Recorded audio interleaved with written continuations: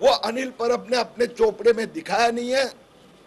इसलिए parking the crime money, developing अ बेनामी property, resort का प्रॉपर्टी टैक्स अनिल दे परब भरते हैं, लेकिन चोपड़े में प्रॉपर्टी दिखाई नहीं है। कोविड के दरमियान लॉकडाउन के समय में ये 7 स्टार रिसोर्ट बना। ये resort CRZ no development zone में बना।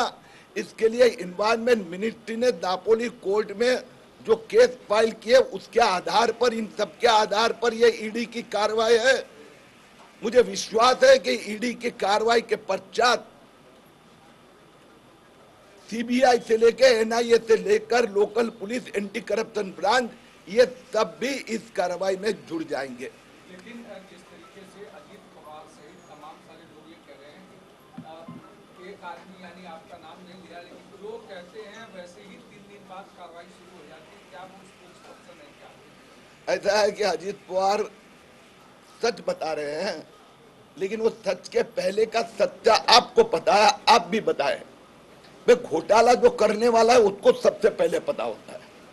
अजीत पवार ने जरंडेश्वर 1200 करोड़ का 27,000 किसानों का कारखाना खा गया, वो अजीत पवार को पहले पता था, बाद में किरीट सोमैया को पता चला।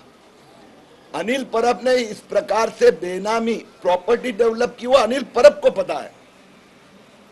वो गुना ढूंढ के निकालकर उसके पीछे कार्रवाई कराने का काम किरीट सोमैया करती है, उसकी महाराष्ट्र की जनता सराहना करती है। यानी घोटाले करने वाले उद्धव ठाकरे, 7 करोड़ की मनी लॉन्ड्रिंग की एंट्री नंदकिशोर चतुर्वेदी से लेने वाला आदित्य ठाकरे, 25 करोड़ का रिसोर्ट गैर कानूनी पद्धति से बांधने वाला अनिल परब को पहला पता है। अजित पवार को पता है कि ये रिसोर्ट बोगस फोर्ज डॉक्यूमेंट किया, नो डेवलपमेंट जोन में बना, इसीलिए ठाकरे सरकार ने इस रिसोर्ट को गिराने का आदेश दिया है। ये अजीत पवार को पता है, लेकिन पता होने के बाद में कार्रवाई नहीं करती है, इसके लिए किरीट सोमैया पीछे पड़ा है। Mr. Kirit Sommaiya, one bite in English as well. 7 places have been raided today by the ED. Specific action against Maharashtra Minister Anil Parab. How do you see this? Actually, everybody knows it. Anil Parab bought this land in May 2017 as an agricultural land. In a forged manner, he tried to got permission.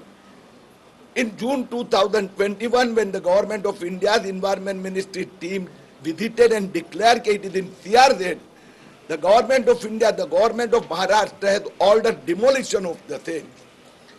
But during the raids of income tax, and as per my complaint, now ED has entered because crime money has been used to develop this Benami property.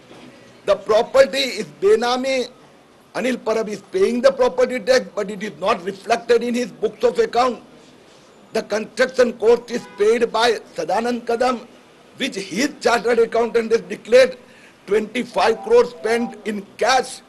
So now ED is likely to initiate parking the scam money, using the crime money, income tax, may go further to declare it is a Benami property.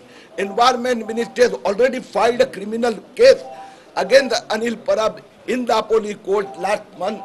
So the court will proceed for crime, and using the forged document, the government of Maharashtra had to initiate criminal proceedings against Anil Parab.